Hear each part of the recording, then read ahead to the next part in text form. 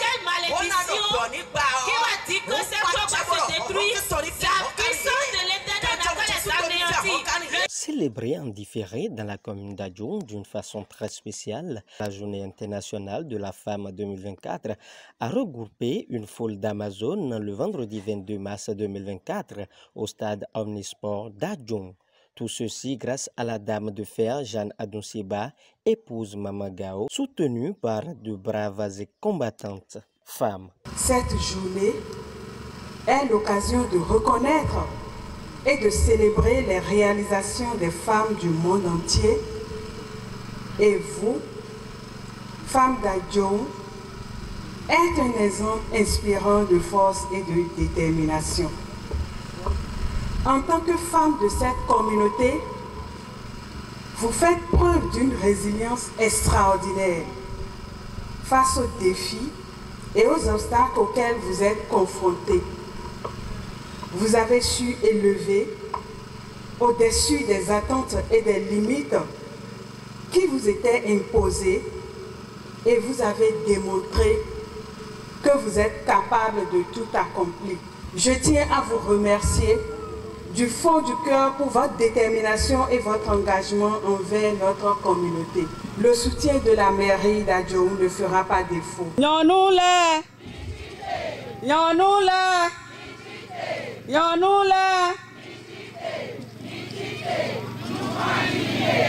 Je suis émue et très comblée par votre massif déplacement à cette fête qui reste une initiative de mes sœurs et moi. Nous avons ensemble décidé de faire du 8 mars 2024 la 39e édition de la Journée internationale des droits des femmes, un événement spécial pour notre commune. En effet, au détour de la célébration de la 38e édition, nous avions pris l'engagement de nous organiser pour mieux nous célébrer par nous-mêmes désormais, en compagnie bien sûr de nos frères, de nos hommes, sans lesquels nous ne pouvons avancer convenablement. C'est de là que l'idée de toute cette organisation que vous vivez depuis ce matin est née et qui constitue le point de départ pour les prochaines que nous souhaitons plus réussies.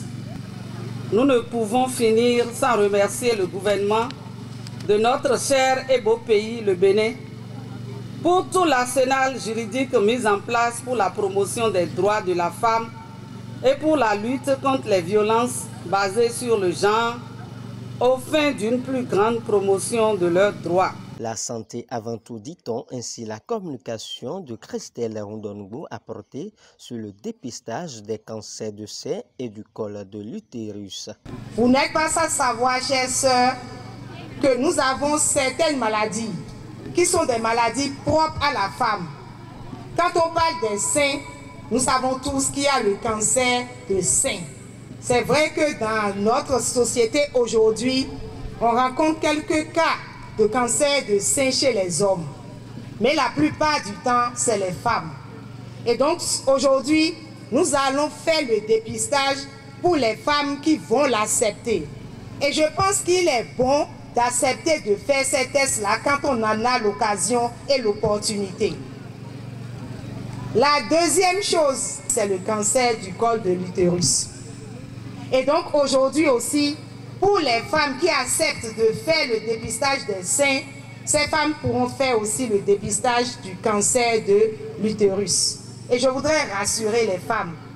Si par hasard, on trouvait qu'il y avait un problème avec une femme qui se fait dépister aujourd'hui, avec l'appui de notre dada, Madame Adounseba, avec l'appui de Madame Vlavonou et mon soutien, nous accompagnerons cette femme. La représentante de la marraine, Madame Vlavonou, au nom des femmes, ne demande que ce qui suit. Du haut de cette tribune, je voudrais prendre la voix de toutes mes sœurs béninoises pour vous dire que nous sommes désormais déterminés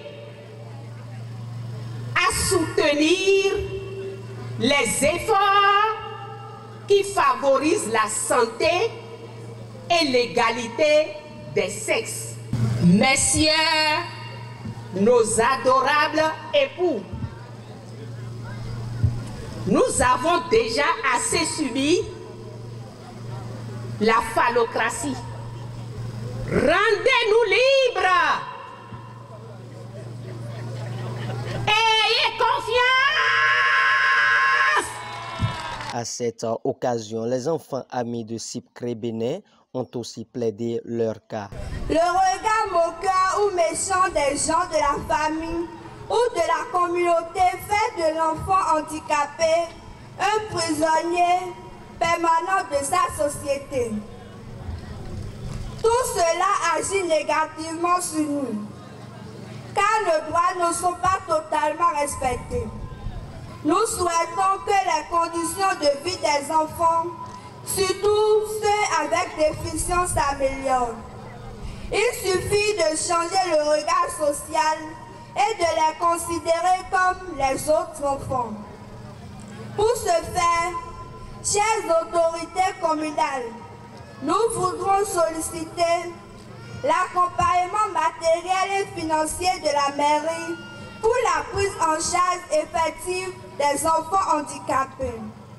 On peut y avoir des fauteuils roulants, béquilles. Notons que cette belle cérémonie est parsemée par plusieurs tableaux artistiques qui ont semé la joie dans le cœur de tous les participants.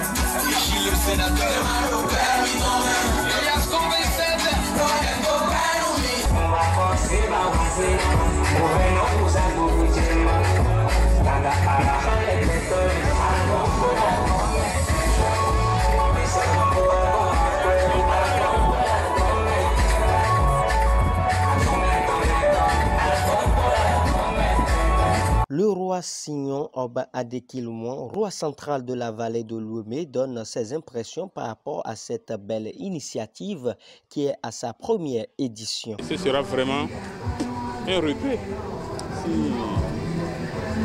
je ne me retrouve pas sur les lieux. Sincèrement, du fond du cœur, je les félicite beaucoup. C'est une très très belle initiative et ça donne vraiment la joie. Et ça prouve l'amour entre les femmes. Et je les félicite beaucoup et je leur souhaite plein de courage. N'importe quel moment qu'ils nous invitent, on sera toujours à leur côté. C'est une joie que la place de la femme est incontestable dans notre cité. Nous devrons vraiment féliciter les femmes ici présentes. Mais il faut que la femme sache que l'homme est toujours au-dessus de tout. L'homme est incontestable, l'homme est incontournable, l'homme demeure l'homme. Donc le respect au foyer, le respect au foyer. Plusieurs femmes très belles, très élégantes, très jolies se retrouvent aujourd'hui au dehors. La femme sans mari, c'est comme un homme sans chapeau. Donc la femme sans mari, vous savez, ils sont toujours serviables. Les week-ends, pour les agors, pour ainsi de suite. Rendez-vous en 2025 pour une deuxième célébration du genre.